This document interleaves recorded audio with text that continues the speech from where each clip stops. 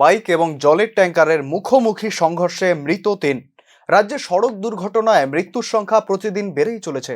মঙ্গলবার সকালে উদয়পুর পেত্রা থেকে রাজনগরে যাওয়ার পথে একটি বাইক এবং জলের ট্যাঙ্কারের মুখোমুখি সংঘর্ষে দুর্ঘটনাটি ঘটে।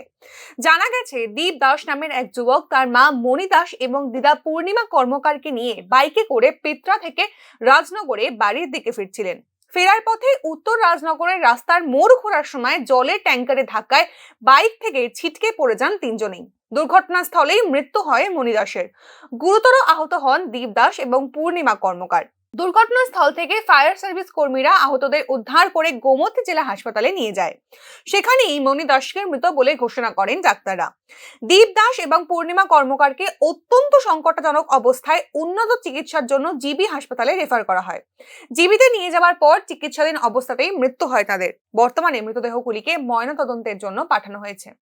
আজকে সকাল আনুমানিক 8:30 প্রায় 15টা বাজে এরকম টাইমে আমি বাড়ির থেকে শুনতে পাইছি যে একটা ফায়ার সার্ভিস যাইতেছে ফিতরার দিকে। এরপরে একটু পরে আমার কাছে ফোন হয় যে একটা অ্যাক্সিডেন্ট হয়েছে। অ্যাক্সিডেন্টটা রাজবাড়ির গৌতম দাস, ওনার ছেলে এবং ওনার পরিবারের বউ, ওনার শাশুড়ি এক বাইকে ছিল। একটা জলের ট্যাঙ্কার গাড়ি বাঁক নিতে গিয়ে উত্তর রাজনগর বলে জায়গাটার নাম, বাঁক নিতে গিয়ে ওইটাকে বাইকটাকে মারে।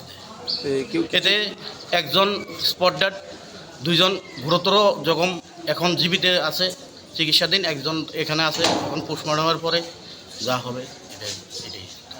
রাজ্যের বিভিন্ন প্রান্ত থেকে প্রতিদিনই সড়ক দুর্ঘটনার খবর মিলছে। প্রশ্ন উঠছে ট্রাফিক ব্যবস্থা নিয়ে। তারপরেও রাজ্যবাসীকে সুরক্ষা প্রদান করার জন্য ট্রাফিক ব্যবস্থার উন্নতিকরণে কোনো রকম পদক্ষেপই নেওয়া হচ্ছে না বলেই অভিযোগ উঠছে।